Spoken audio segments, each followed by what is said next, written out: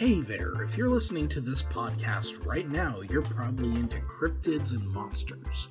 Well, if you have a creative spark, you can always join us in our first ever Supernatural Selection zine project. For 2024, we are doing cryptid encounters, where you can draw or write a encounter with a cryptid of your choice, and we'll put it in the zine. The current submission window is from early January to late June. If you're interested in finding out more, you can always go to supernaturalselectionpod.com/zines. That is Z-I-N-E-S. Now back to the show.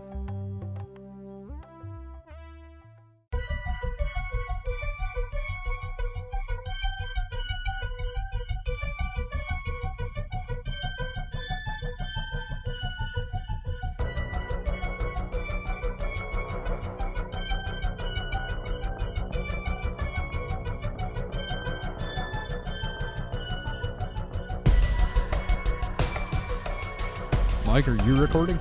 Nope. Okay. Only in my mind. Okay. Well, that's fine, I guess. And possibly pervy in some way. He's painting it on the walls of his mind palace. Oh, wow. I have a mind hovel. So, it's a little different. Hello, and welcome to Supernatural Selection, the only show that starts it like this, I guess. I'm Kevin, and with me this week are Mike the Skeptic. Mike, how you doing? I'd say mine's more of like a mind hostel, or maybe mind a slum. Yeah. Mind crash pad, maybe. A mind pod hotel. Ooh, like the ones in Japan, the one Yes. where it's just a tube with a That you slide TV in it. yes. Wow. Ooh, mind pillow fort. That's it. That's Hey, what I have. I A like mind that pillow though. fort. That's comfy. I like that. Comfortable, small, and not very permanent. Speaking of comfortable and small, we also have Mr. David Davis. David, how are you today? Well, I was going to lead off with an uncomfortable joke. So, yeah, I'm going to deliberately turn you into a liar. Yeah, I have more of a mind backrooms casting couch situation going on. Oh, gross. Oh, God, a back room's full of nothing but casting couches Time to squeegee that leather couch. and cum sofas. Oh, God. Mind S&M dungeon. Oh, Christ. I've known people with those. Mm-hmm. Which I've also known people with mind dank comic book shops. So, Ugh. well, welcome to Supernatural Selection, of course, and it's a week in weird. To start off, as far as our housekeeping goes, we have still got the zine going on. David, could you tell people about that while I try to get my brain in gear? Yeah, all you have to do is go to supernatpod.rocks/zines to look up some more information about it, but it is a cryptid encounter zine. We're taking art and writing submissions, anything related to cryptids. Cryptids of all sorts. If it's a spooky creature that you can't really find very easily, then it probably fits.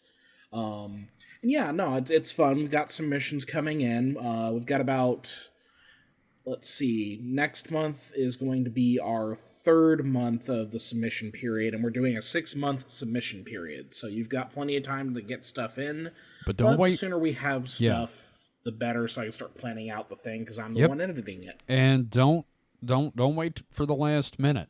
So, Yeah, please don't. yeah. So, and remember, I'll give you a shiny nickel if you do a slide rock bolter first. And also, we'll accept, your living dinosaur stuff, like Mokele and Mbimbe and stuff like that. So, Yokai, too.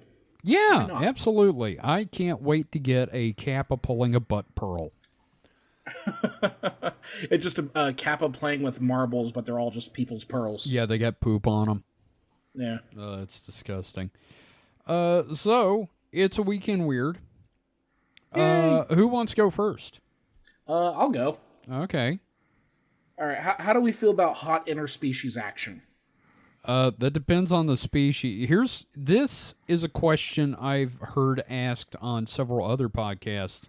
Okay, so a dude and a dog, that's awful. That's bestiality.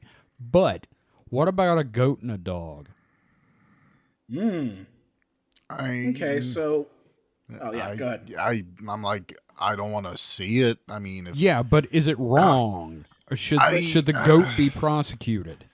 no, because that's only for Usually it's the dog that's fucking the other Okay, animals. but still, the point is it sick and gross if it's two different animals?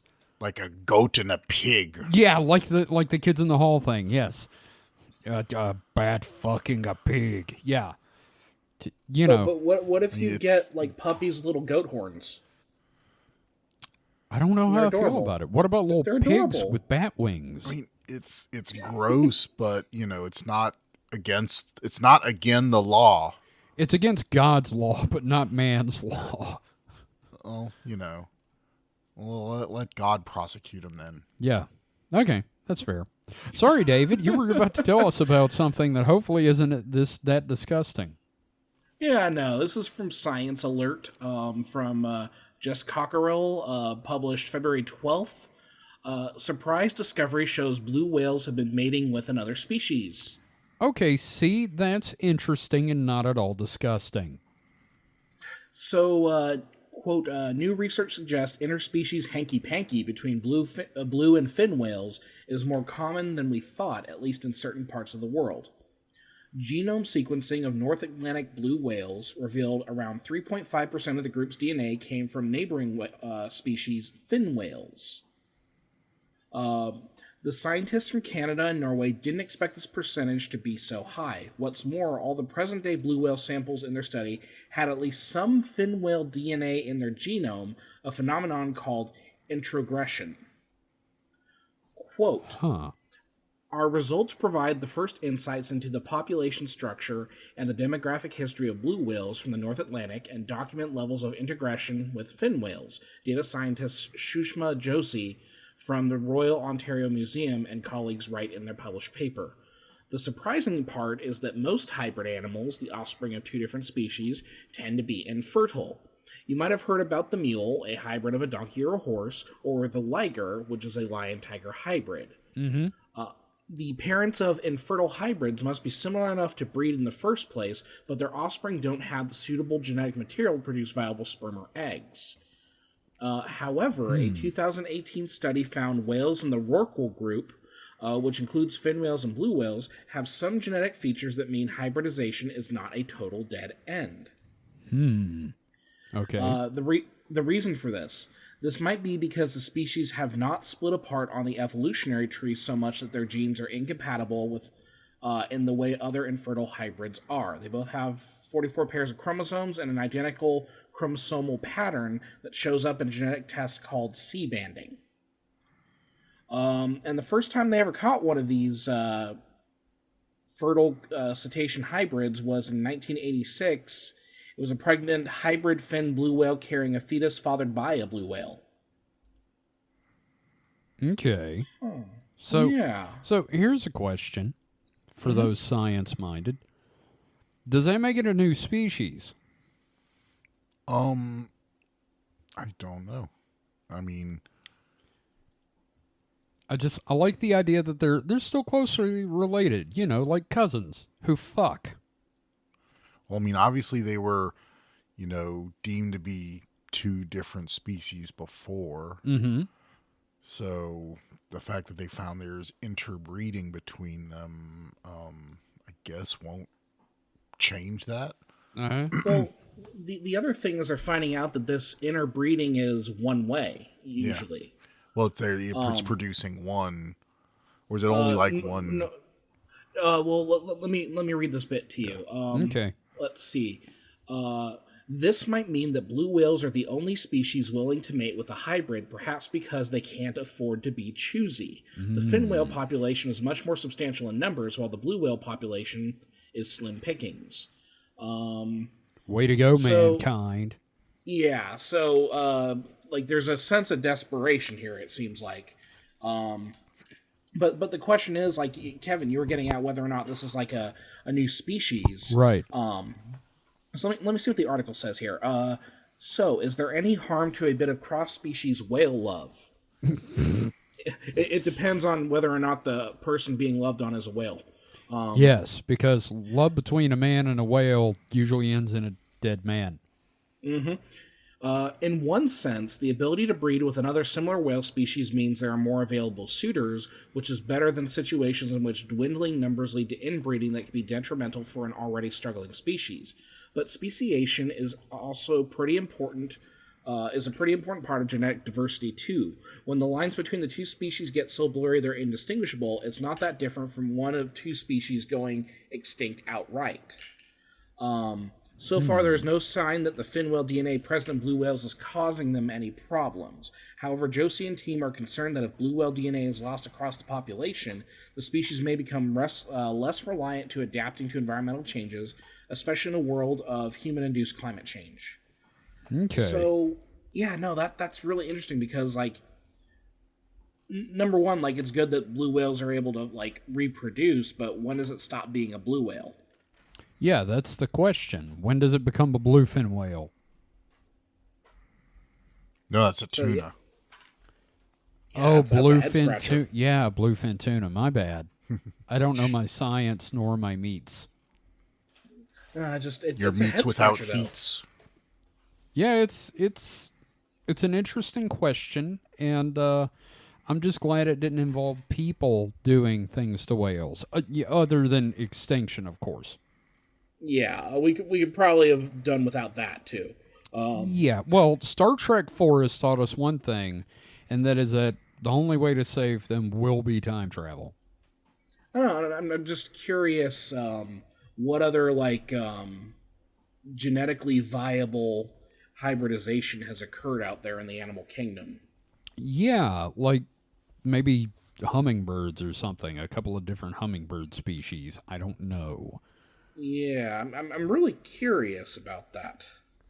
Yeah, Let's see. Okay, I just googled viable genetic hybrid animals, and the initial results on Google where they give you that list of things with pictures. mm-hmm. There is a comma, a roller bear, a zebroid, a beefalo, a liger hybrid, a savanna cat, a dazo, and they also list hybrid. Hybrid, just as a species. Yeah. Okay. Oh, I wonder if hyenas and dogs. You know, reproduce. dogs are notoriously able to mate with a lot of different things, and I think that may be the source of some Texas chupacabra sightings. Okay, they are completely different species and cannot interbreed. Hyenas are more closely related to cats than canines, despite their appearance. What the fuck? What? You didn't know that? I don't know. No. I just literally googled this, so That's what the hell? Yeah. No, they're their own thing. They're neither really dogs nor cats. Wow. Now, there are the African wild dogs, which might be close enough, but they're kind of like yeah. calico-colored wild dogs. Kind Yeah. of brown, black, and white spotted. Now I'm just like looking up the beefalo. Yeah, beefalo is it started out as like sort of a joke. It was like a thing you could find and attack in Don't Starve, and then it turns out that's an actual thing. It's a hybrid between a buffalo and a cow. Yep. Which is weird. Yep. Okay, the beefalo is fertile and can reproduce. Hell yeah. I give me one. I want to eat him. Again. How many times do we read an animal article and you want to eat the animal? Do you want to Every eat the time. blue whale? Unless, not. I don't want to hunt one.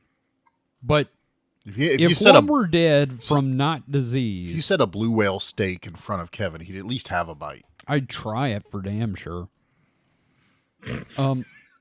Before we move on from this subject, there's one thing I just found online. This is news from the New York Post, and this is an amazing headline. I don't have the story for it, just the headline. This is from 2 days ago. El Chapo's granddaughter, 18, joins hunt for Loch Ness Monster while romping through Scotland. And that is a lot of things I never thought would combine. Yeah, like the Venn diagram between like Mexican drug lords and cryptids is. Yeah. I mean, Yeah, okay. At least we have that meeting point there. Well, there's that in Pablo Escobar's hippos, I guess. But Well, those are those cryptids? I mean, they're Like, not. do we consider, because they are like a breeding population? It's a major problem But- for the region. Can you find them easily? That's the question. Is it like a I saw one kind Yeah, of situation? it's kind of a. I mean, I think they're not that hard to find. It is one of those things that you just kind of stumble I across. guess if it's a problem, they're not hard to find. Yeah, like the Google search is literally Pablo Escobar hippos problem. Okay, yeah, no, then they're not Hippos cryptids. invasive. They are an invasive species Yes, they then. are. Which Considered the largest invasive animal in the world. I can imagine. Flourished in the countryside after escaping from the drug cartel leader's estate. Man, I'll never forgive him for the Weird Owl thing though. Just this population of transplanted hippos. What the fuck, man? That's just wild. I know that's the best cryptid well, not cryptid, but that's Pablo the best story. Escobar's multiplying cocaine hippos will be sterilized in Colombia. That is a really that's a hell of a statement. Although they're also saying they might move them from Mexico to Huh. I don't know, man. This is wild. Like the amount of weird shit that people do importing animals. Yeah. And like how it gets to be a problem. Just but cocaine hippos. Cocaine hippos are way worse than the cane toads in Australia, I think. Just personal opinion. Yeah, Wikipedia article hippopotamuses in Colombia. God damn. So, Mike, do you want to go next? I guess I could. So, if we're going to talk about animals and things, boy. why don't I continue with some animal things? Okay. Well, this one's fairly recently from the 11th of February. In the this article comes from Sky News, but I saw it in many other places that apparently Chernobyl's mutant wolves appear to have developed resistance to cancer. I saw that, and Oh, wow. first off, that I'm glad I didn't do that one. Secondly, you know what gets rid of cancer? Radiation. Well, not really. Radiation causes cancer, Dang it, Mike. but what chemotherapy does is hopefully kill the cancer cells before it kills the rest of your cells. Okay. Well, tell us about So- these nuclear wolves, Mike, which is an awesome metal band name. The wolves are exposed to cancer-causing radiation as they roam the wasteland of the abandoned city, with researchers finding part of their genetic information seems resilient to increased risk of the disease. Well, that makes sense because the ones that weren't resistant are definitely fucking dead. Oh, yeah. Mutant wolves roaming the deserted streets of Chernobyl may appear to have developed resistance. That just sounds like, a post-apocalyptic thing. Mutant wolves roving the streets of an It sounds like city. it would be an enemy in Stalker. Yeah, Yeah. probably was. I'm sure there. I've never played Stalker, but I could easily see that. But they appear to have developed resistance to cancer, raising hopes the findings can help scientists fight the disease in humans. So I'm gonna skip the backstory of Chernobyl. We know the story. What, of something happened there? In '86. An ice cream truck overturned. It's never been the same. Okay, but where does the radiation come from? No, I'm kidding. The ice cream truck. Yeah. Oh, Jesus. That's Russian ice cream. Then this, of course, diversion has just taken more time than if I just read the fucking paragraph. But anyway, after I love it when he gets snippy. after the Chernobyl disaster, it's been abandoned, ever since. The Chernobyl exclusion zone was put into place to prevent people from entering a 1,000 square mile area where the radiation still poses a cancer risk. Damn. Humans may not have returned, but wildlife such as wolves and horses roamed the wasteland of the evacuated city more than 35 years after the disaster. That is a hell of a combo. Wolves and horses. Mutant wolves and mutant horses. Got 3 eyes and, too many hooves. This just sounds like a great setup to a really cool post-apocalyptic film. Yeah, unfortunately, we never get cool mutant stuff. It's always just cancer. You know what? Where's like the cool mutants? Oh, like the Ninja Turtles. Where's Baxter Horseman? Or like, yeah, a horse that shoots lasers out of its eyes. Yeah, I was Or gonna just say wolves that are very long and call them the long wolves. Oh yeah, long wolf. What if it was like a wolf with like horse legs? Are you suggesting that they could, through radiation, be a compatible breeding population between wolves and horses? Hey, they're mutants. Who knows? They're both mutants. The question is, who's the top? Look, I've seen a Chihuahua try to go to town on a Great Dane before. The wolves. Okay, gotcha. Yeah. The wolf just has to have access to a stump. Or a stepladder. Yeah. Or just, And get a good jump. It's an abandoned town. There are plenty of stepladders. No stepladder. Don't. God damn it. Humans may not have returned, but wildlife such as... All right, I already read that. Dr. Dr. Kara Love. Wow, that's a name. Yeah, Kara Love. An evolutionary biologist and ecotoxicologist at Princeton University in the U.S., has been studying how the Chernobyl wolves survived despite generations of exposure to radioactive particles. Dr. Love and a team of researchers visited the Chernobyl exclusion zone in 2014 and put radio collars on the wolves so their movements could be monitored.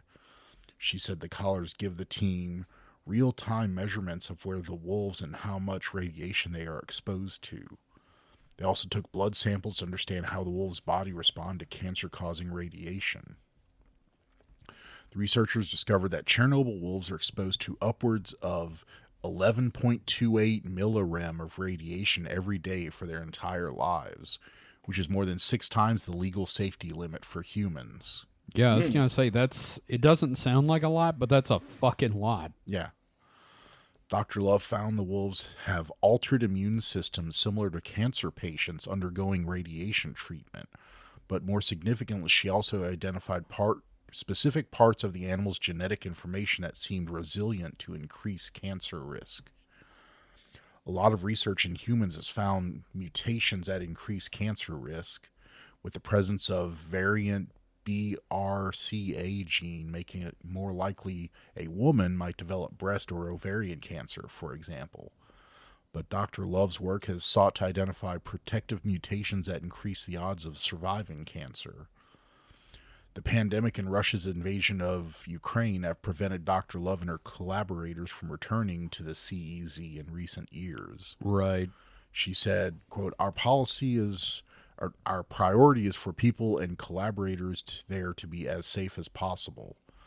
Dr. Love presented her findings at the annual meeting of the Society of... that's a word I've never seen before. Society of Integrative. Oh, integrative. I'm just bad at reading, apparently. It's not a word I've never seen before. It's just Mike can't read. I don't think it's that you can't read. It's just for some reason you're tired and you can't identify words. Society. Wait, that means not being able to read. Yeah, Sorry. Exactly.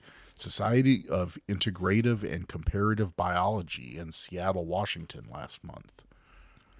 I read good. Well, that's interesting, though. I mean, and I think it's funny that when we think about mutations, Mike, you and I both immediately go to laser eyes because I was going to say something about wolves with laser eyes. Well, it's the most ridiculous thing. Yeah, I mean... that are glowing.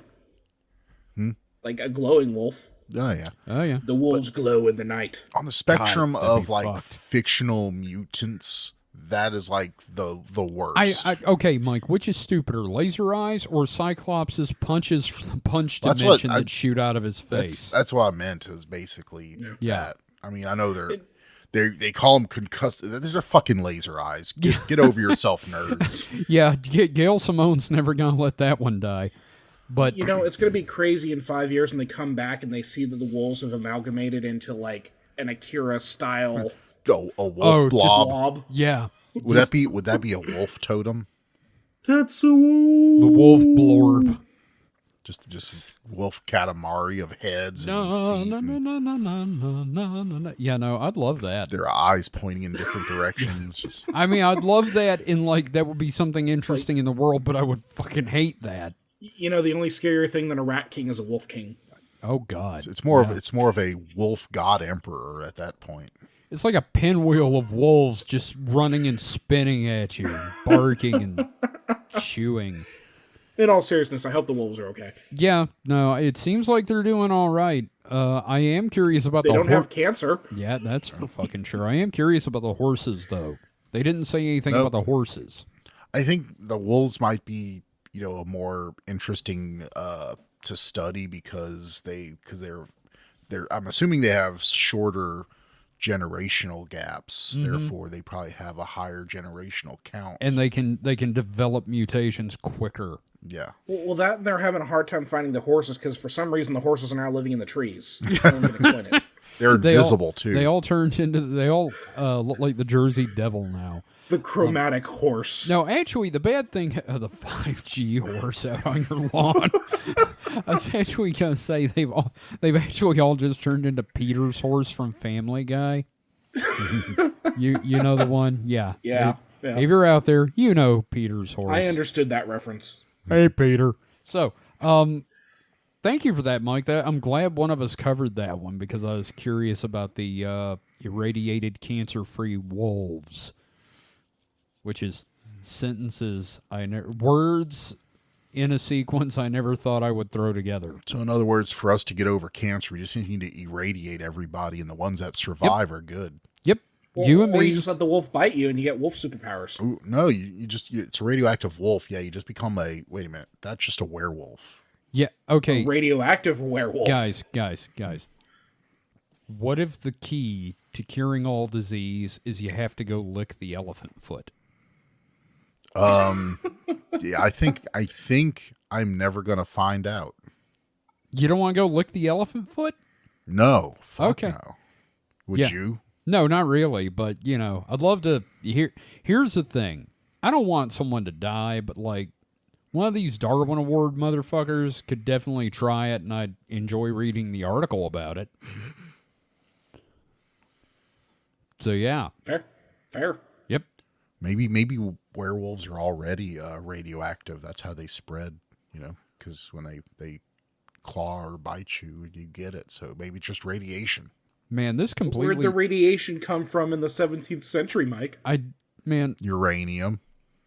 Oh, Marie Curie kind of stuff. Look, my thing is this completely changes that Warren Zevon song.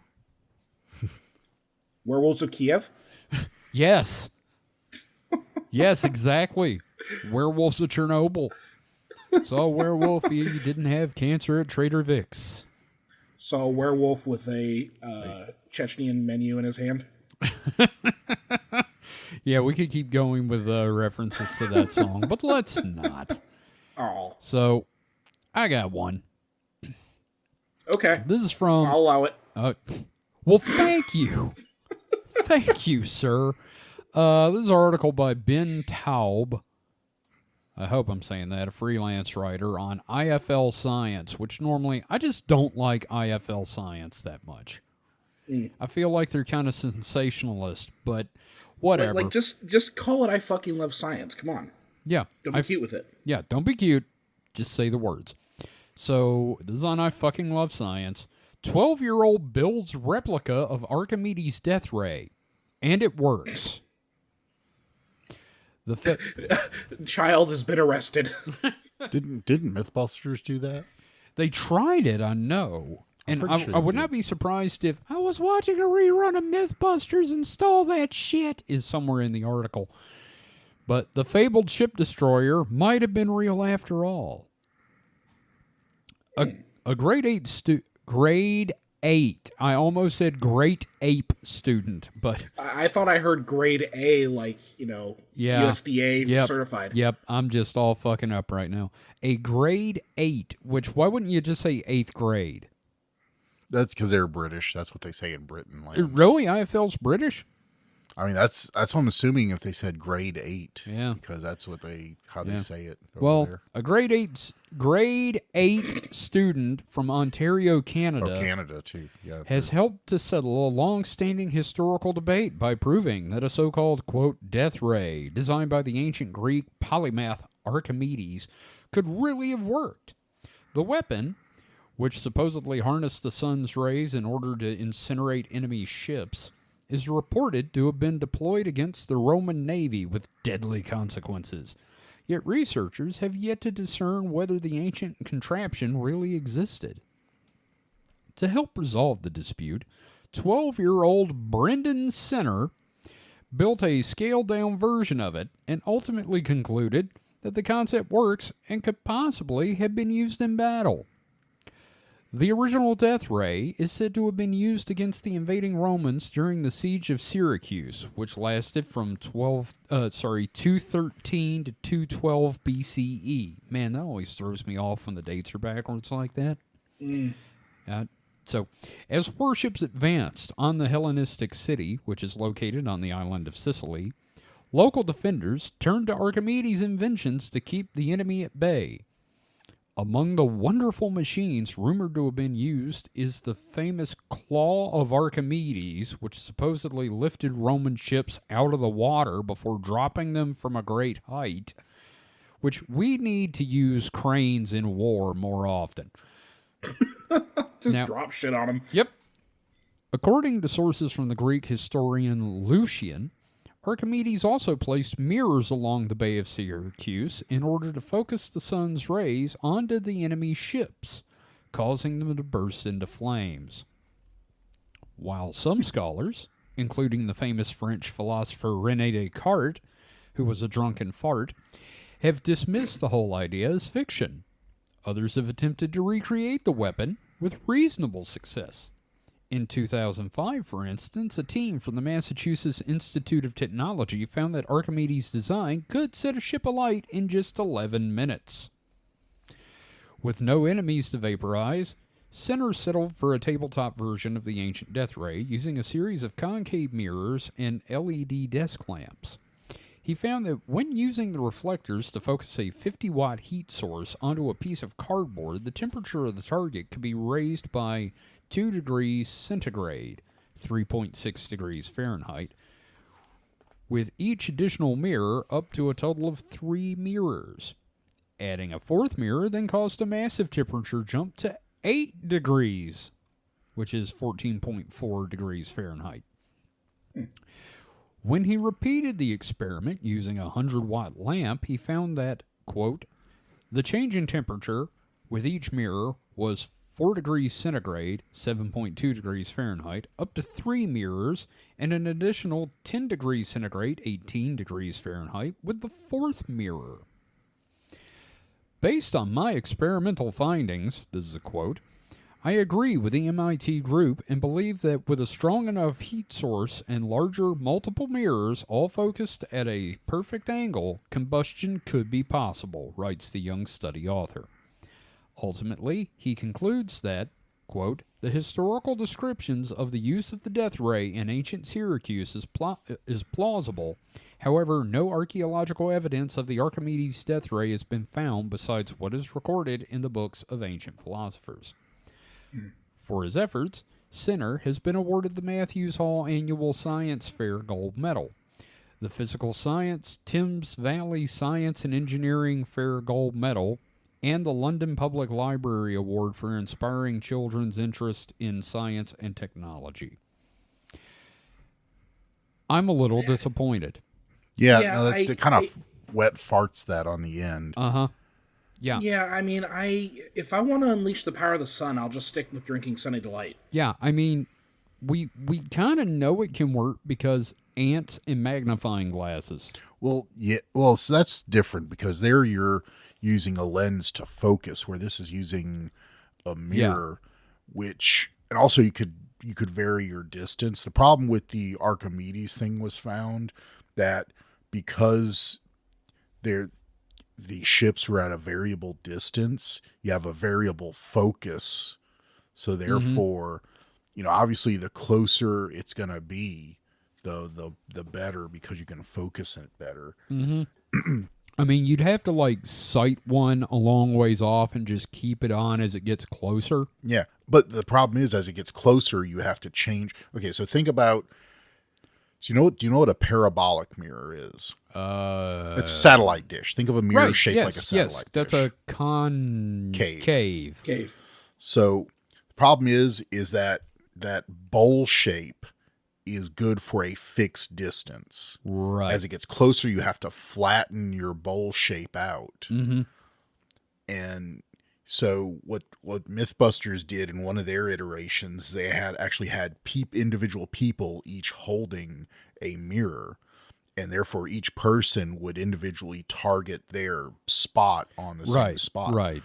The problem is, though, is that you see all these other spots, you don't know which spot of light is yours, so it's hard to keep it on target. And so for a single fixed type mirror, it's only going to work for a set distance. Yeah. And or unless you'd have to, I mean, obviously we could do it now with, like, computer and math and, electronic actuators that can steer each panel. That's what the James Webb Telescope does. All of its mirrors are individually steered to focus the light on the instruments.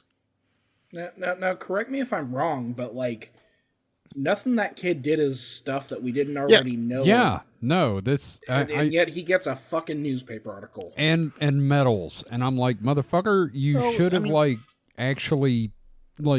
He's 12. I mean, he's come 12 on. and he's Canadian, and I feel like we could have got something way more entertaining if this was like a kid in, say, Alabama. So he's a 12-year-old doing what MIT students did. I didn't expect any new discoveries from this. He pointed some mirrors towards a thing and shined a lamp into them. Well, he wrote stuff down.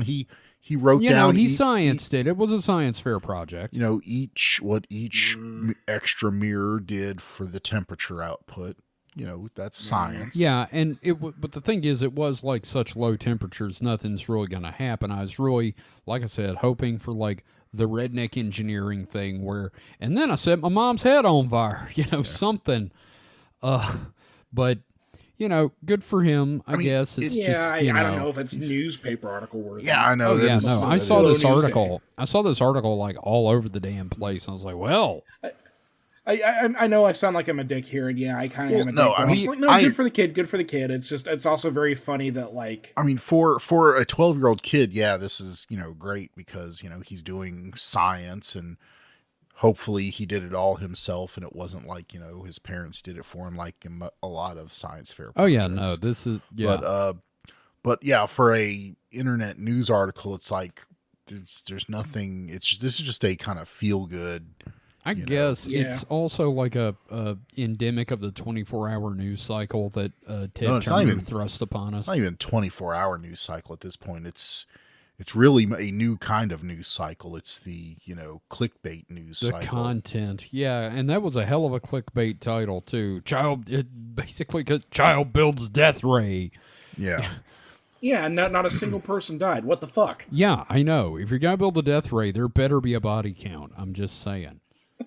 Wow, I feel like that kid brought up on charges. I feel like I let us down on this one. And it works. No, that's okay. It's fine. There weren't any animals. There was no fucking. There's no cancer. It's just this kid played with a mirror and got medals for it. Well, at least it isn't one of those like feel good articles where it's like kid sells his life or kid donates his life savings for his mom's cancer treatment because America.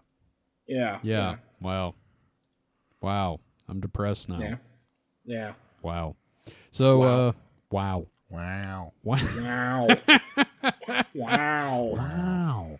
All right, now that we've all Owen Wilsoned it up, we're going to take a quick break, and we'll be back with our next set of stories and some segments after this. Wow.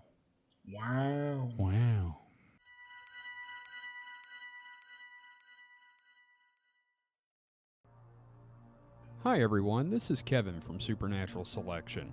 Are you an independent creator? Do you have a webcomic or an Etsy store? Do you 3D print things? Or are you just looking to get some word out for your Discordian cabal with social terrorism? Well, we'd love to help.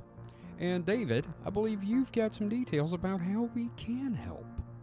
Why, certainly. If you go to supernaturalselectionpod.com/contact, that is supernaturalselectionpod.com/contact, you can learn how to advertise with us. That's right. I believe the rate is $2 per episode. You can't beat that with a stick.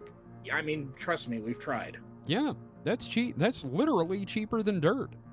Mm-hmm. And best of all, if you're not sure how to write an ad, we'll do it for you. We'll even record it. Absolutely.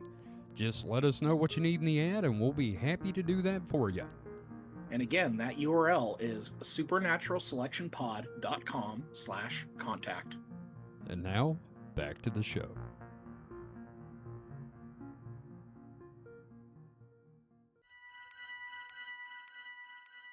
And we're back. Welcome back to the Weekend Weird. So, guys, let's go with our next set of stories. David, what have you brought to the table?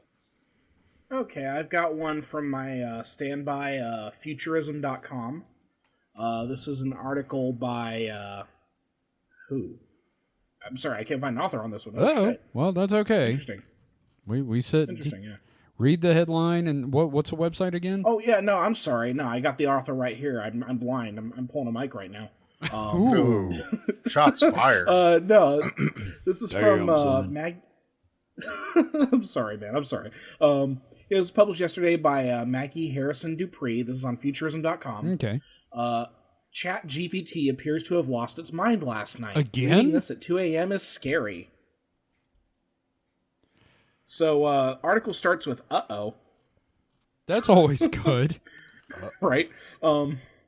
As The Independent reports, ChatGPT users have spent the last 24 hours or so flocking to social media to share screenshots and anecdotes of bizarre interactions with the OpenAI chatbot, which, well, appears to be losing its mind. Awesome. Screenshots show the AI's response to seemingly normal queries devolving into total gibberish or simply generating way too much content. In one case, highlighted by The Independent, a Redditor shared that the AI, when asked a question about coding, mind you, provided a garrulous, mostly illogical answer that included the statement, "Let's keep the line as if AI is in the room." Reading this at 2 a.m. is scary, the user wrote of the spooky incident. What the hell? That wasn't the only wild interaction shared by ChatGPT users. In one instance, for example, a Redditor posted they had asked AI what the Bill Evans trio it would recommend on vinyl.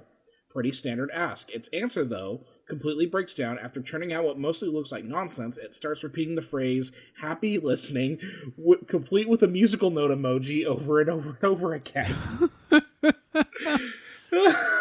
Oh, man. That's like, turn me on, dead man. Turn me on, dead man. Turn me on, dead man. Over and over. In another example, per The Independent, a prompt asking how to make sun-dried tomatoes led to the AI telling the user to utilize as beloved and forsake the new fruition morsel in your beloved cookery. What the hemorrhaging Sounds fuck? tasty. Elsewhere, when another user asked the bot to explain what a computer was, they got way more than they bargained for. Alright, so here's the excerpt from the AI's musing. Oh, good. Quote, "It does this as good as the good work of a web of art for the country, a mouse of science, an easy draw of a sad few, and finally the global house of art, just in one job and total rest. The development of such an entire reel than land of time is the depth of the computer as a complex character. The education of these designed important to them. Computer talents is a great average or one-room spot for the word of a single part. The elite of its machine or talk is the book of life, and shared essence of the self of a family is the white coat of the dove. Stand the computer as the most important culture of success, and it is just an understatement." Okay. It either had a stroke or it found religion. Yes. Although the white coat of the dove is kind of a banger line. It is like, I could see that in a poem or a song. Like a Prince lyric. Maybe I'm just like ChatGPT. Anyway, Oh God. sorry.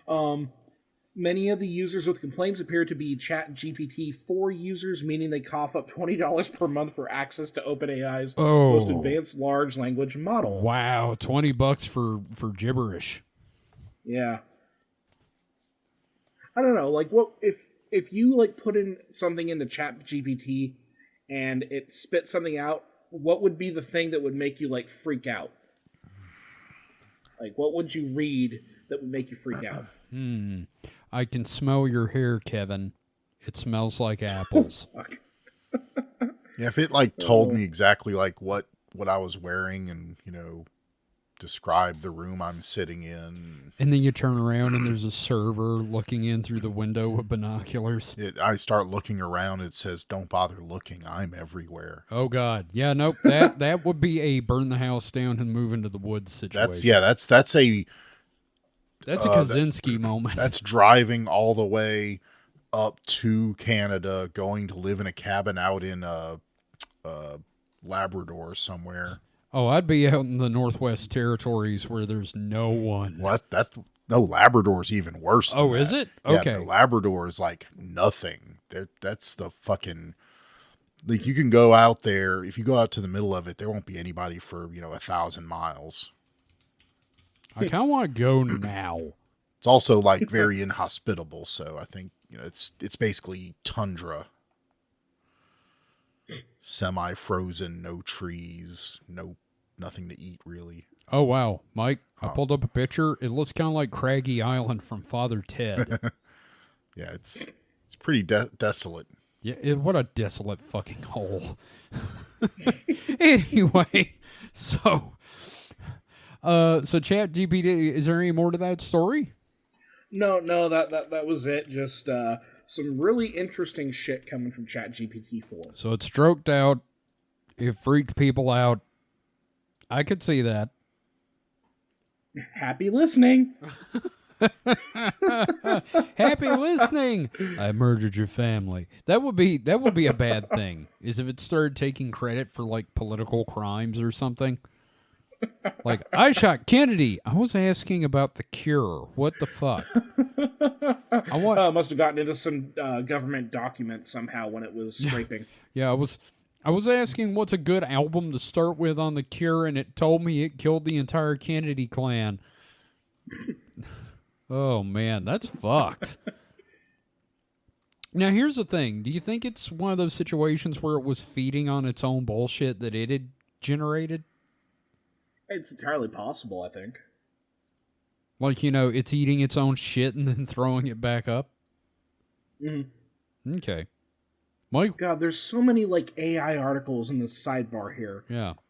Mike, what do you think would cause that? I mean, that's just kind of par for the course. I mean, in smaller scales, but I don't know enough about it to say exactly. I mean, I could never really, because I'm not a computer scientist. Right. But it could have just been a back end problem. Like, I'd imagine they're using large data sets. And if you're, say, one of your databases that hold your data sets goes down, you're working on only partial data. It's obviously going to start being really spotty on its output. Right.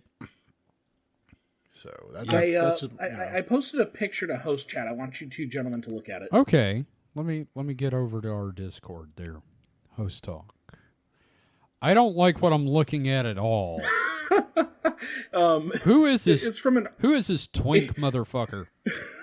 So the Smurfy Twink is a AI interviewer. I guess McDonald's is having people take like personality tests. Oh God, that's ugh. I already hated the regular personality tests for hiring. Yeah, now an AI administered one. Now you have a Smurf version of the Jack Frost from the Guardians movie, just giving you fuck me eyes. But yeah, there's this person who's talking about like doing a restaurant, like applying for a restaurant job and interviewing and having to deal one of this. And his comment is, "Man, I just want a dishwasher job." I'm sorry, I just saw that and I had to share that with you. God, that is gentlemen. awful. I hate that. Like, Well, I think the worst we part. could probably use that. We could use that as the episode cover because you can't copyright AI. yep, that is going to be there with Weekend Weird and Enrique on it. So here's my problem with it is it's so off-putting just because of the skin color. It looks dead. Yeah. And I kind of understand in one way why, therefore it's not really of any ethnicity. Mm-hmm. But I think it's so haunting and distracting. Oh, David, what have you done? There, I just sent you an old one too. Fuck that even more so. Here's the thing. The first one you posted, like, he's French. Look at him. He's French. There's something about him that's French. He looks like fucking aliens. Yep. What's bothering me is that like it's blue skin, but it still has like blushing pink. Yeah, like he's got red undertones. blood. It's just weird. The purpley highlights just make it. Oh, even guys, weirder. it's colloidal silver. Oh, that's what it is. It's just colloidal silver doing it. That's all there is to it. Oh, they're just a whack job. Yeah. God, I'm so glad I'm not like actively job hunting right now because if I had to do something like that, I'd probably kill myself. Also, based on the apron, I think he's an alien. Maybe. That's like hieroglyphic alien shit on that apron. It probably says like kiss the twink or something. I don't like to him. serve man. Suck my Ooh, proboscis. that's suck my proboscis. That's funny. Lick my ovipositor, human. Yeah. Oh man. God, fuck you, I'm David. sorry. I had to share that. The second one is so much worse for some reason, especially because there's two of them, and the second one looks like their hands are so wrong. I keep thinking they have extra fingers, but they're just shaped poorly. The one holding his hands up over the bowl, his fingers kind of look like he has dick fingers. It's like he has salad fingers, but they're short. Do you have any rusty spoons? Yeah, no. Fuck. Short salad fingers. Fuck all this. This isn't the uncanny valley. This is like we've passed the uncanny valley and gone into the frightful mountain. The uneasy canyon. Ooh. Okay, I've got I just want to read one little brief thing from this article. Please. Okay, so the image I shared you, the one that's traditional, was one of more than 80 such slides, not even the most bizarre of the lot. One, Mailberg wrote, featured the one of the aliens sitting next to a bicycle with a bruised knee from an apparent accident. Quote, "The thing happened to me," the headline reads. The applicants are again instructed to respond, me or not me, though in the case of that kind of faux existential AI-generated dilemma, it is unclear what results either of the choice might even be. So, thing happened to me or not me. What? And that's what this test consists of. And that's your question, huh? Yeah, well, see, in this question right here, the traditional one we can see, that's Kevin, are you traditional or not traditional? Does this image speak to you or not you? How is it traditional if they're both men? It makes me highly xenophobic. Well, it's traditional because they're like cooking, I guess. I guess they're cooking. Maybe they could be like, fixing an alien warp core for all I can tell. What about this is not clear to you, Kevin? Okay, here's the thing. Not to bring up Warhammer like 2 series in a row, but this fucker just makes me scream, "Suffer not the Xeno to live." Well, the older one is traditional, but the younger one's way too hip. He's like got a lime green top and trendy hair. He's not traditional. What are you answering here, me or not me? Yeah. I am answering that I no longer want to work for McDonald's. So here's the thing. I'm gonna go with me. I think the traditional is at odds with what the picture's trying to depict. Yeah. Everything about this is just the devil. Like, it was just the picture, I would definitely be not me. But if it's adding traditionally and I'm still not me. I'm so sorry I put us on this tangent, Look, but I Although could I not do help strive it. to 'Cause have holy that fuck. the blue the younger one's haircut. You at do. times, but so maybe it's like 10% me. But I'm not blue, and I'm not wearing like a lime green tank top. The one in the red or the maroon looks like Dewey from Malcolm in the Middle. It even has the ears. It's like grown up Dewey took too much colloidal silver. God, Dewey, back away from the conservatism. Oh, God. Y'all. The nut job medicine. Here's the thing. Oh. The one says, "Hi, I'm Ash." And I'm like, "No, you're a Pokemon. You're not Ash." You're not Ash, you're Ashy.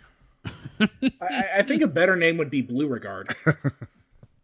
See, that is way too creative for them.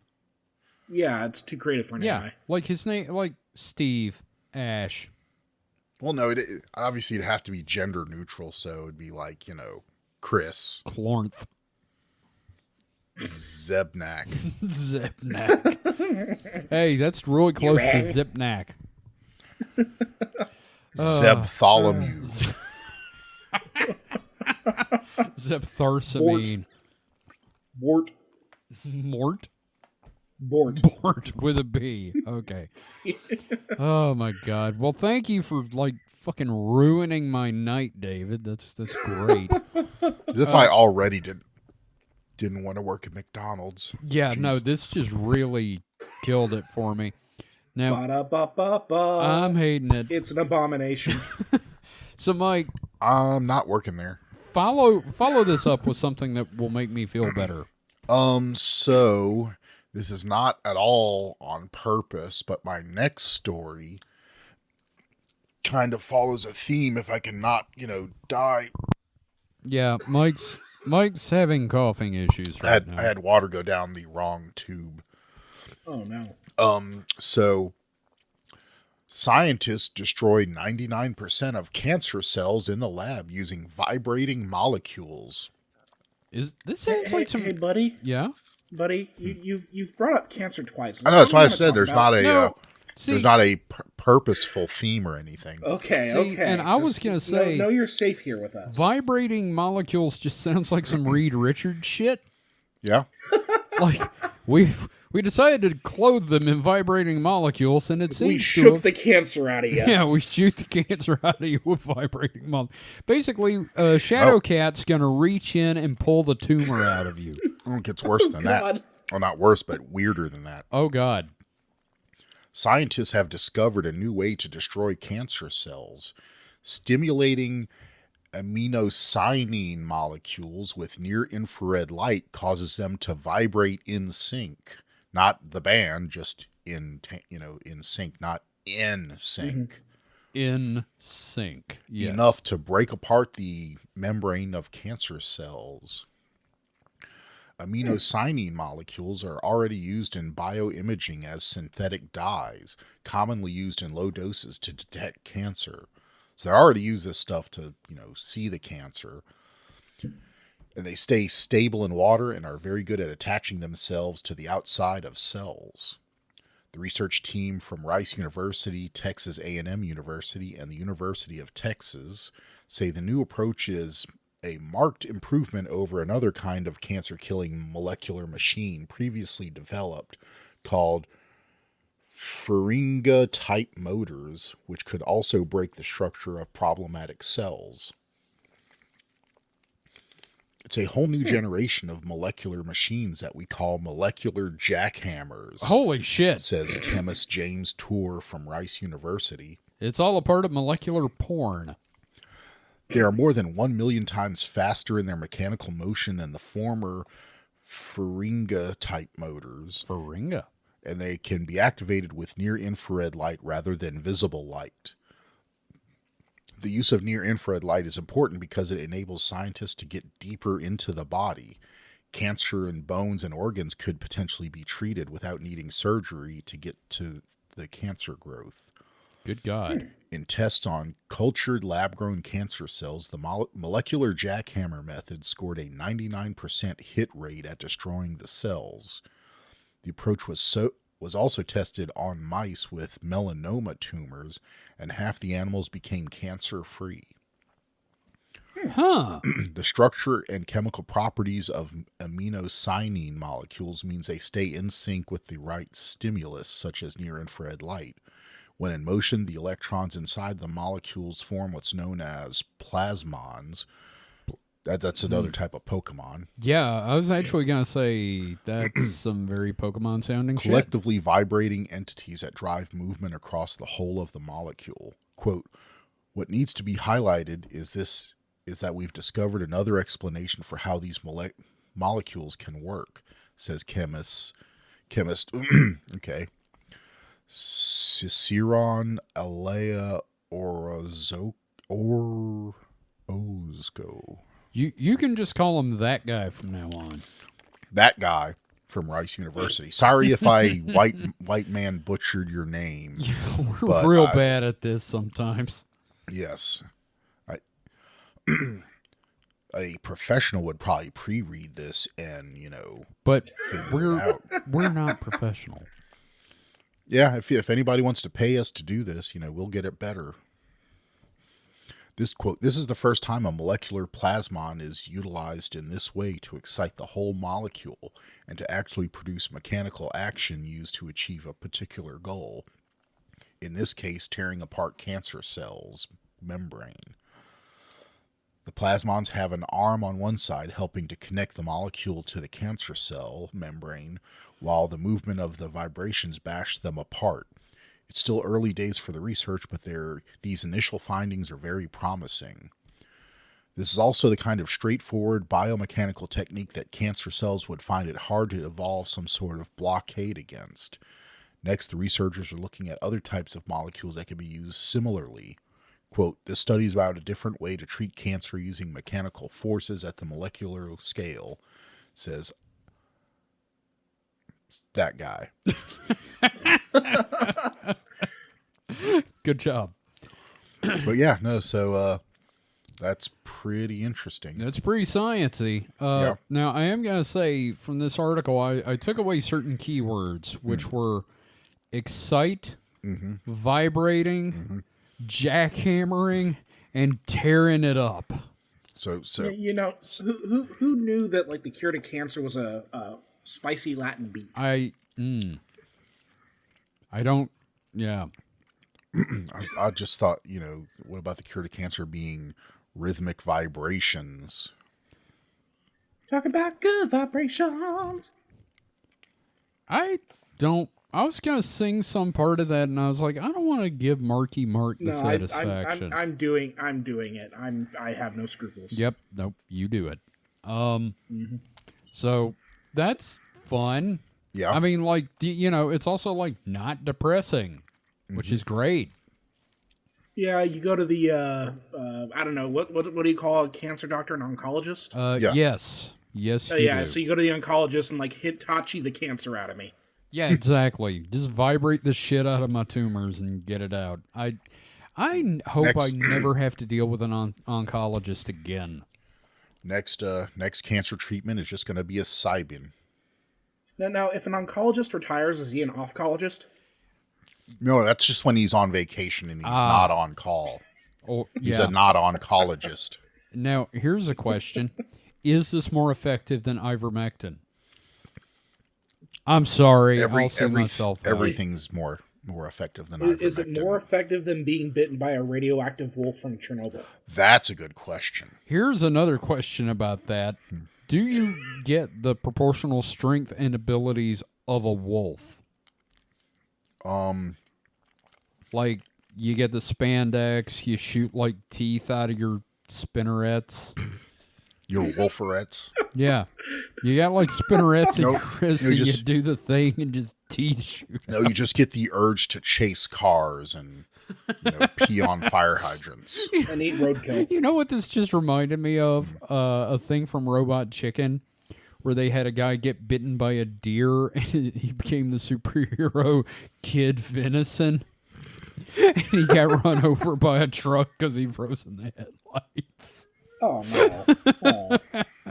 I don't know. Just all this talk just reminded me of Kid Venison all of a sudden. So I apologize. Not kid I video. like that we could take such good science news and completely undercut it with Yep. stupid jokes. Oh yeah, Yep. it's our superpower. We have to dumb it down to our own level. Mm-hmm. So, well, thanks for that one, Mike. I'm glad we had one that's sort of positive there and didn't involve like animal fucking. But again, with the cancer, goddamn. Hey, I promise. The whale one was pretty positive. Yeah, that's true. I promise that that next week in weird stories from me will be at least 50% less cancer stories. Yes, but will it involve dead animals? Oh, so you're saying you're in remission? Ah, yes. You're gonna go in remission with the cancer stories? Okay. Maybe. So, I got my last one here. Okay. And I had something else lined up that was incredibly silly from the Daily Star, but this is from the Smithsonian Magazine. Article came out 3 days ago by Sonia Anderson. And I just thought it was an interesting article title. Egypt halts controversial plans to renovate ancient pyramid. And the first thing I thought is, were they going to put a Starbucks? What the fuck? They're going to turn it into like a mall. But no. A committee of experts concluded that altering the pyramid of Menkaure would compromise its historical value. And I'm like, no fucking shit. So, just weeks after the project was announced, Egypt has scrapped its plans to renovate one of Giza's Great Pyramids, according to a review committee. See, I'm a big fan of Egyptology, so I'm all about this.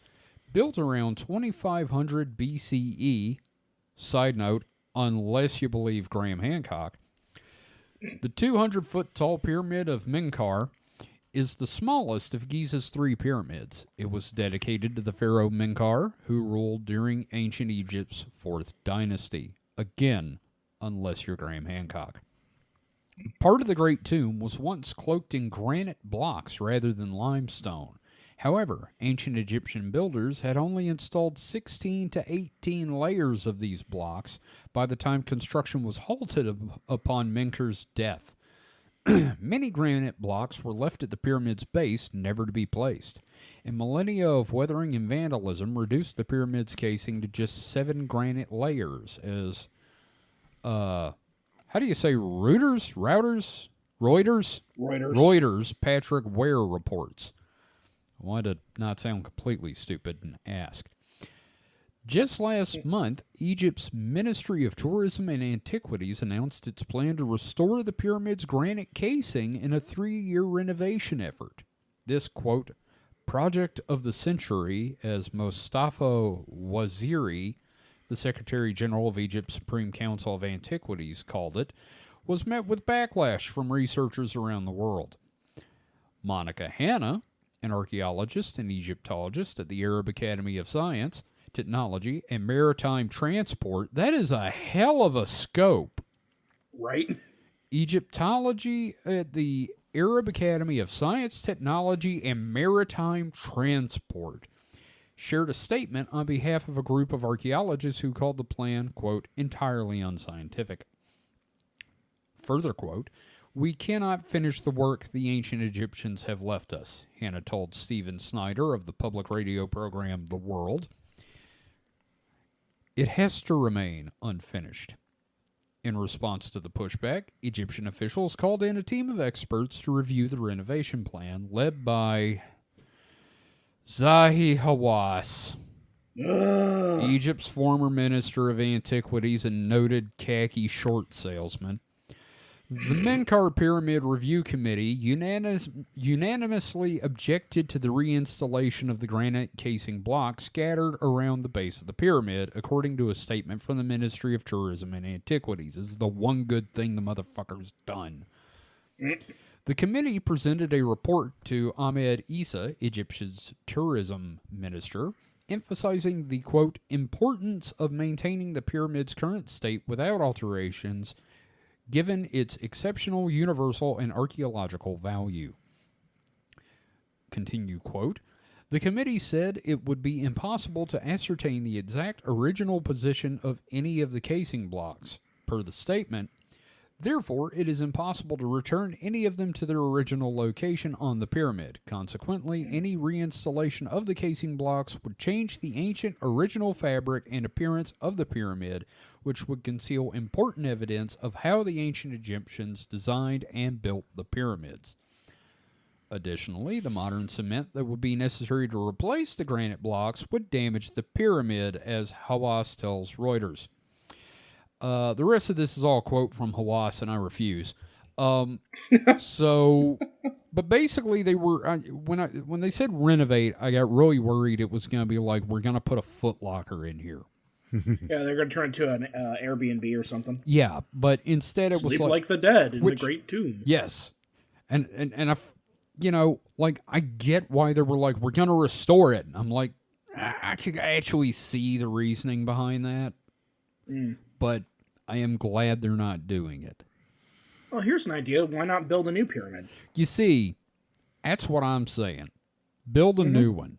Yeah, it probably would be as much or maybe even cheaper than trying to restore one. Yeah, and come on, we did it in Memphis. It's put a fucking gift pro shop on it. I was gonna say, put a gift shop in there or something.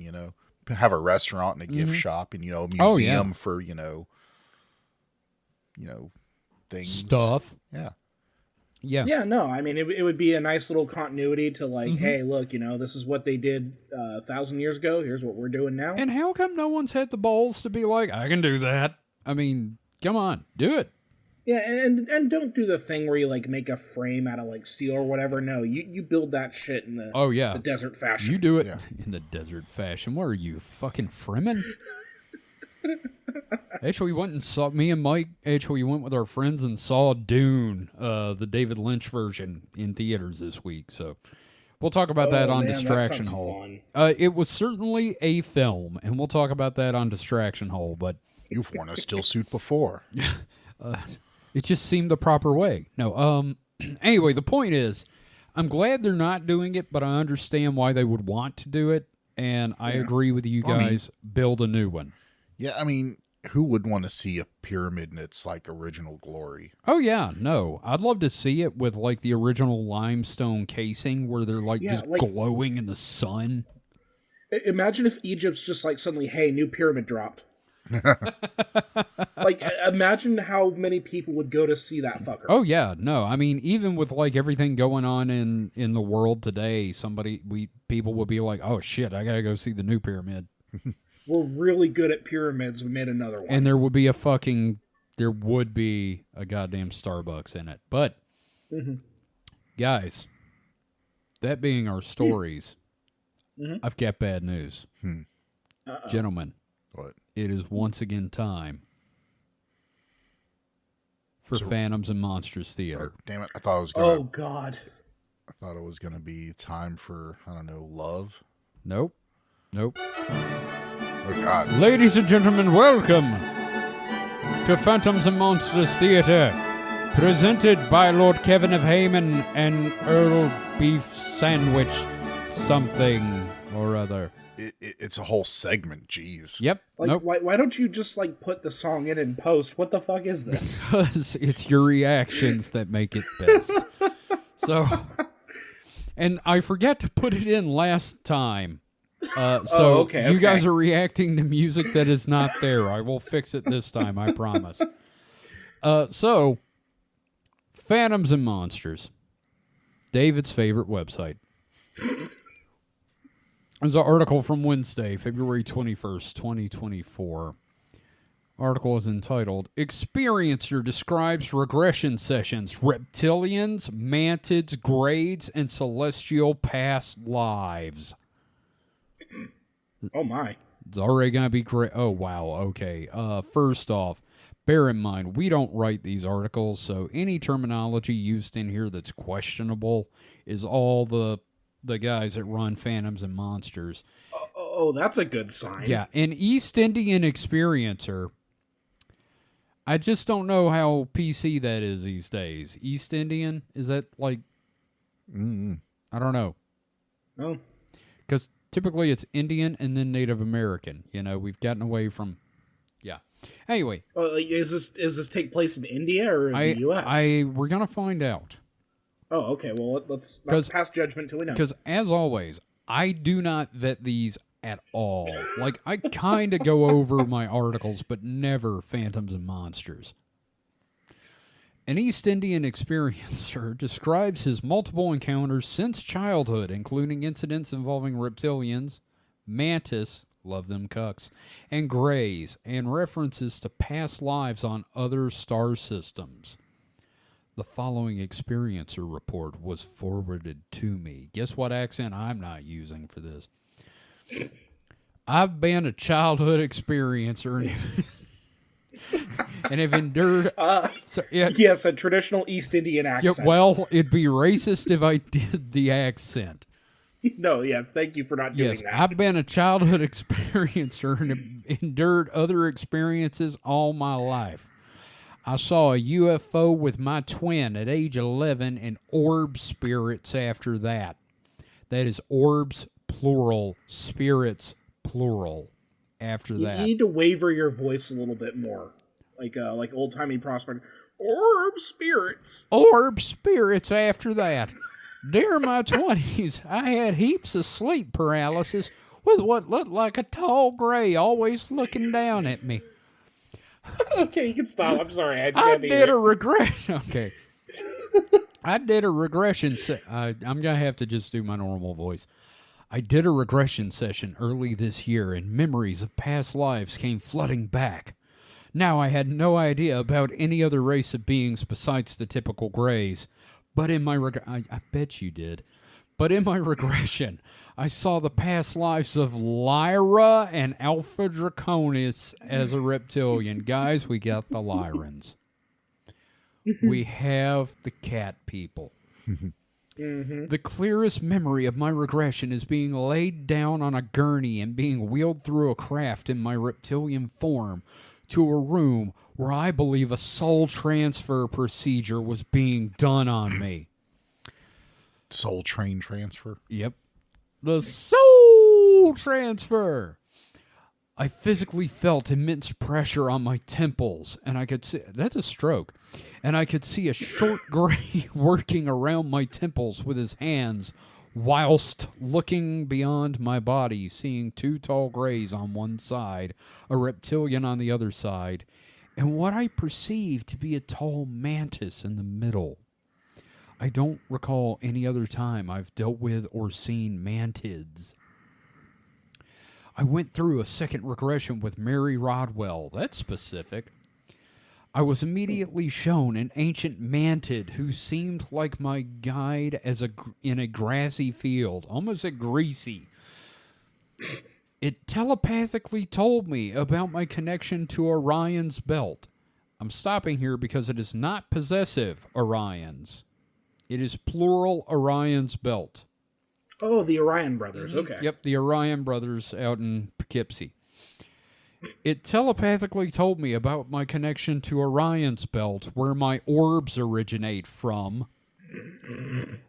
and the avian beings that are my star family. You got the whole zoo in this one. Wait, it's fucking Falco and shit. It points to the constellation and with one of his hands places another on my heart to communicate with the stars. Rendering below. There's an AI image of this, and oh boy, maybe AI is the devil. Almost immediately, a golden triangular craft descends from the region of Orion's belt. This time plural, not plural, possessive. Region of Orion's belt. 3-headed avians in golden armor land and offer to take me on a ride. I took them on a Doleo? ride. I guess seen these in my meditations, the one being named Abraxas. I was taken on a golden triangular craft with them to learn my true purpose in this incarnation. To be part of the ones that are awakening and leading humanity through the next phase of our evolution. I was taken not to a planet, but what looked like a golden sun. When I asked my avian brethren, where are we? Where did you take me? They said, we are here. Sorry, I'm so sorry. You got picked up by... Motherfucker got picked up by Miggly Moo. They said, we are here at the all, or what you call God Source P. Just the letter P. Nobody calls it I that. noticed newspaper lined the floor. There was yummy millet in the corner in a large Tupperware bin. And one of those cuddle bone things for sharpening your beak. It was nice. There was a large mirror. They seemed very fascinated by the mirror. What the fuck did I just read? God, Mantis Cucks and the Birdmen. That's a band. Well, three-headed Birdman. Three-headed Birdmen. Harvey Birdman. Attorney in space. I love that he only saw a mantid once and then all of a sudden it's his spirit guide. Mm-hmm. I don't know. Which didn't actually guide him anywhere because it was the bird that did it. Yep, pointed at the sky, gave him an ET on the chest, and then the Birdmen showed up. Is that all it takes to be a spirit guide, is to be able to point to the sky? You basically go, I'll be here. And that's it. That's all you gotta do. Just gotta have a smoker's voice and a finger. That was perfectly horrid. Thank you. Yeah, not a problem. Happy to help. So, again, join us next week in Weird for another episode of Phantoms and Monsters Theater. So, that being said, we don't have any questions. Mike, do you have a segment? You need a segment on these. Okay. I'll work on that, just like I work on everything else. Yep, workshop that, like you workshop those episodes I keep saying you should write. So, David. Uh-huh. Since we have no questions, which, real quick, if you're out there listening, we would love to answer your questions. You can contact us on Mastodon at supernatpod@weirdo.network, or you can join our Patreon, or you can send us a message via the contact form at supernatpod.rocks and ask us a question that we will read on the show and answer. It can be related to the paranormal. It can be related to the supernatural. It can be related to aliens. It can be related to anything in our wheelhouse. So, by all means. You could also, did we mention the Discord? Yes, you can join the Discord. Yeah, because that's also where we get a lot of questions. Yeah. That's where the regulars go. Yeah, you want to be a regular. You don't want to be irregular like your pants say. You want to be regular. Now, that being said, David, I think it's time X give us something. Okay. Well, so I stumbled onto an interesting thread on X. I think this guy just kind of like solved everything. Like, the name of the thread is the easiest way to know if aliens are real or not. Oh, and, this is going to be great. Yeah, and I think he has a great solution for us here. So I'm just going to go ahead and read his message in full. Okay. Okay, the easiest way to know if aliens are real or not. Have governments and the military be 100% transparent about what they find. Instead of wasting millions of hours speculating, fighting, and guessing, we should find a way to make those people responsible for investigating these events to let the public know what they found. Objects. Was it a known man-made object? Spy from other countries? Projects? Let us know then, darn it. Biological forms. Was it a known animal, human, or something unique? Did it resemble a human, or could you identify it if it's intelligent? Let us know also. Government/military should stop hiding information. If they're all natural and known objects/biological beings, tell us so. If they aren't, well, then we will know for certain, and there's no coming back that ETs come to this planet. The last part kind of fell down the hole of what the fuck are you talking about? But, so the dude just basically gave us the X-Files equivalent of Get Good. Yes. Yeah. No, just we would know if aliens existed if the government just told us. Well, duh. Yeah. Yeah. I mean, I mean, It's kind of sweet. It's kind of sweet in like a simple Jack sort of way. It's a very naive way of looking. Come on, why not just disclosure? What's a problem? Mm-hmm. It's like, I don't know. The fall of fucking civilization, I guess. I don't know. What are the responses? I can't wait to hear this guy get torn the fuck apart by people that know. There's only been like 4 responses, but there's only one worth any value. And it's the first response, and it is, "This might be the dumbest thing I've read in my entire life." Nobody used the F word, huh? Called him an F word. Nope. Just very, surprised. very reasonably, this might be the dumbest thing I've ever read in my life. It's not the next dumbest. reply. The next reply is, "That's the problem. They don't want us to know the truth." Another response: "The government isn't self-aware enough to know which of its UFO sightings are Black Ops projects and which are little green men from other planets." Oh, God. Wrong. All governments exist for one reason and one reason only: in exchange for freedom for security. This is called the social contract. So yeah, there's not a whole lot to it, but I like the cute little naive. Yeah. Like, well, the easiest way to know if aliens are real is like just have everybody tell the truth. Just get good. Yeah. Yeah. No, it is like, I could see myself doing that in like junior high school if Reddit had been around. I think junior high is still too like old No, I something was like this. This is like a 10-year-old. No, I was real naive in junior high school. Okay. Yeah, you gotta understand, man.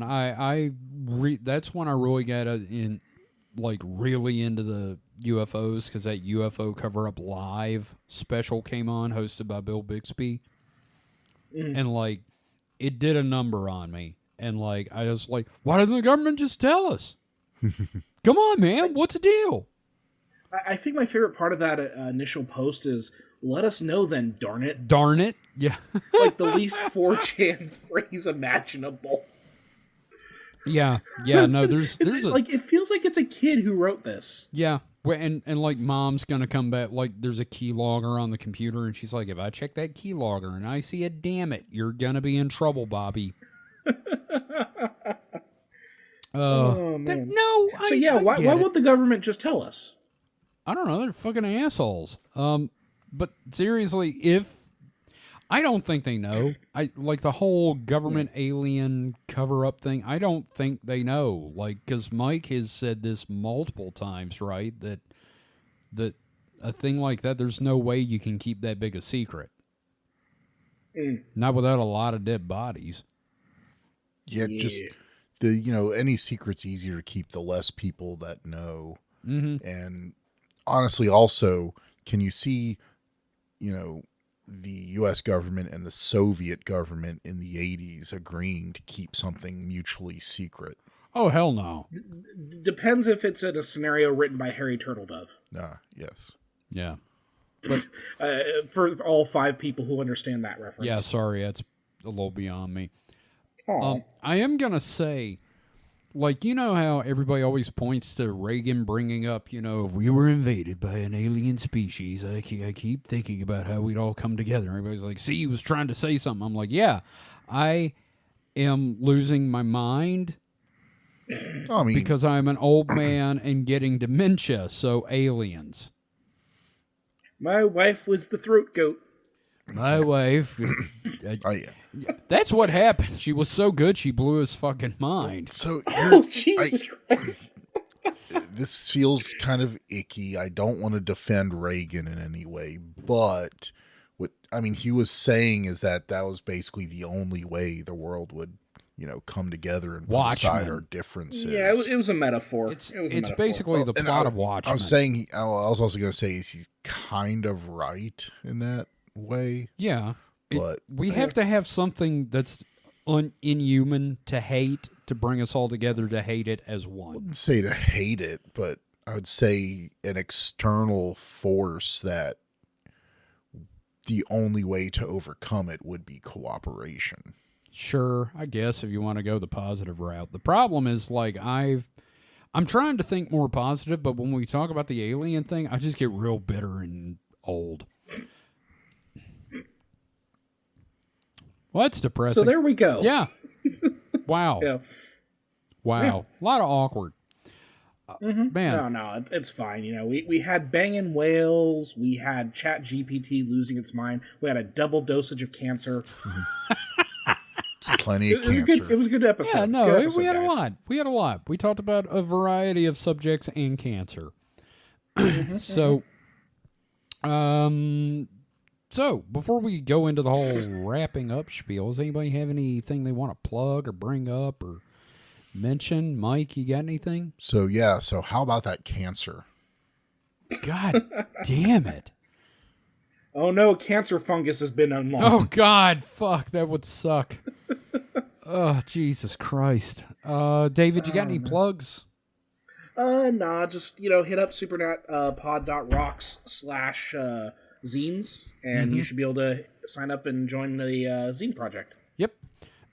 And again, we're caught up on the YouTube channel, so if YouTube is your thing and you would rather see some visual aids with the show, you can head over to YouTube and just look up Supernatural Selection. You should be able to find us. And yeah, I hope you've enjoyed the show. If you have any stories about any of the subjects we've talked about on here, please get in touch with us. We would love to read your stories on the air. And we will try our best not to fucking mock you. And try not to talk about cancer again. Yeah. I can't wait for the next Alien episode when we can talk about cancer abductions. Oh no, that's the thing about cancer though. Once it shows up, it spreads. So we're God damn it. we're doomed. You're right. Well, unless we go to Chernobyl. Or get some of them vibrating molecules. Ooh, yeah. Shoot it with vibrating wolf molecules. That's terrible. All right. Thank you for listening, everybody. Remember, you can find everything you need to know about the show on supernatpod.rocks. That is supernatpod.rocks. Find information about the zine. You can find a link to our Discord, our social media over on Mastodon. Like I said before, at supernatpod, at weirdo.network. You can find links to our individual Mastodon accounts on that profile. Yeah, it's about it. So thank you everyone once again for listening. We will see you next time. So until then, stay safe and stay froggy. Goodbye. I don't want to be froggy. You're gonna be froggy, goddammit. I want to be frosty. Build The the snowman. new pyramid. I dare you. Build a pyramid, cowards. I want to build a new Stonehenge out of meat. That'd just get disgusting. Meathenge.